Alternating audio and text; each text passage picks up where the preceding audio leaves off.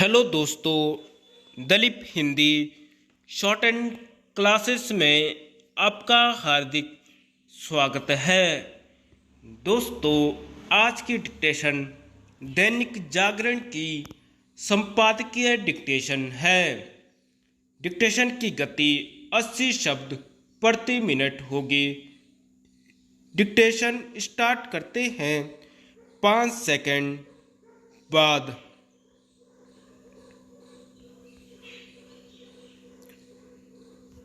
कूटनीतिक कौशल का कमाल।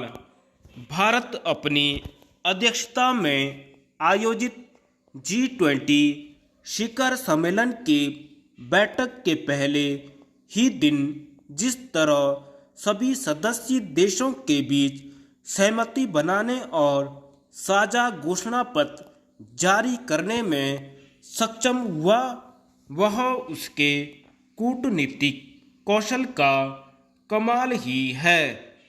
भारत के नेतृत्व में G20 शिखर सम्मेलन के साझा घोषणा पत्र पर सहमति कायम होना इसलिए भारतीय नेतृत्व की एक बड़ी जीत है, क्योंकि इसकी आशंका थी कि यूक्रेन युद्ध के कारण साझा घोषणा पत्र तैयार होना कठिन होगा। यह आशंका तब और बढ़ गई थी जब G20 देशों के वित्त मंत्रियों और विदेश मंत्रियों के अतिरिक्त अन्य बैठकों में कोई साझा वक्तव्य जारी नहीं हो सका था।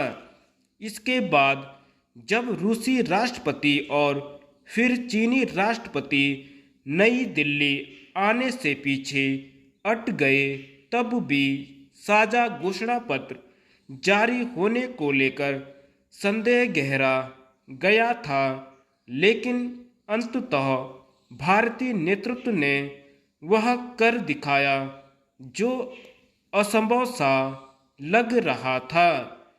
भारत साझा घोषणा पत्र को लेकर सहमति बनाने में इसीलिए सक्षम हो सका क्योंकि उसने वैश्विक हितों को सर्वोच्च प्राथमिकता दी और एक बेहतर दुनिया के निर्माण के लिए एक दूसरे पर भरोसा करने और मिलकर काम करने की महत्ता को प्रभावी ढंग से रेखांकित किया।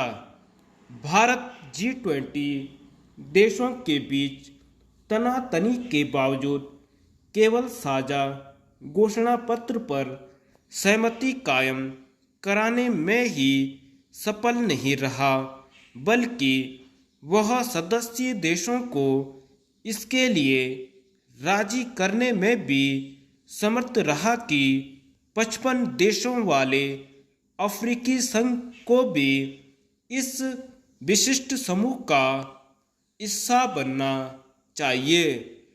भारत की इस पहल को भी जो सफलता मिली, उससे उसे अफ्रीकी देशों की सदाशहता तो मिलेगी ही, उसका अंतर्राष्ट्रीय प्रभाव भी बढ़ेगा। निसंदेह महत्वपूर्ण केवल यह नहीं है कि भारत साझा घोषणा पत्र जारी करने में सफल हुआ, बल्कि यह भी है कि इसके माध्यम से वह बड़े देशों को यह संदेश देने में सक्षम हुआ कि टिकाऊ, संतुलित एवं समावेशी विकास की दिशा में आगे बढ़ना समय की मांग है। साझा घोषणा पत्र की एक विशेष बात यह भी है कि यह अब तक का सबसे व्यापक घोषणा पत्र है, जिसमें जलवायु परिवर्तन से मुकाबला करने के साथ साथ लैंगिक समानता को बल देने और महिलाओं एवं लड़कियों को सशक्त बनाने पर जोर दिया गया है।